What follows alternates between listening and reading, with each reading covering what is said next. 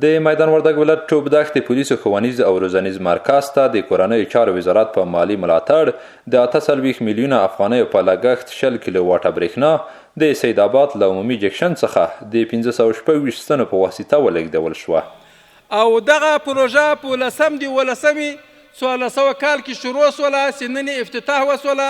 تقریبا 1 کال او 15 میاشتې کې دا پروژه سرته ورسېدله او په دې پروژه کې 1526 پایې لګېدلې دي او 80,000 متره لاین کې استعمال شوی ده.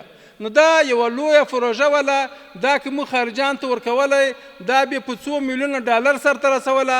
نن د داخلي ملګرو په همت باندې داخلي شرکت سرته ورسوله. تیر کال کې تقریبا 10 پروژې د وصل د برق لرلې چې د هغو 10 جملې نه یوه د دې اکاډمۍ پروژه ده چې الحمدلله پس له یو څه وخته دغه د تکمیل سره او دا اکاډمۍ او د دې قدرمن استادان محصلین او نور مامورین د اسلامي امارات مسؤلینو په همدې پار جوړه شوې غونډه کې وویل چې نن هغه ځای ته برېښنا لیږدول کیږي چې هلته د هیواد بچیان د خلکو د سر امال ساتلو لپاره روزل کیږي.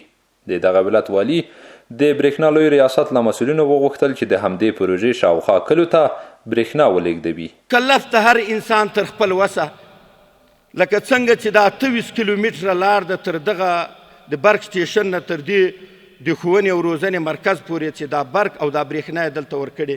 طبعا خبره ده د دې ولس په زړونو کې هم دا تېرېږي چې د موږ په سرونو باندې دا برق او دا لینونه تېر سوي. نو د دوی څخه مو دغه هیله ده چې دغه نږدې کلي کور دغه ولسوالۍ دغو ته هم برېښنا ورکړي.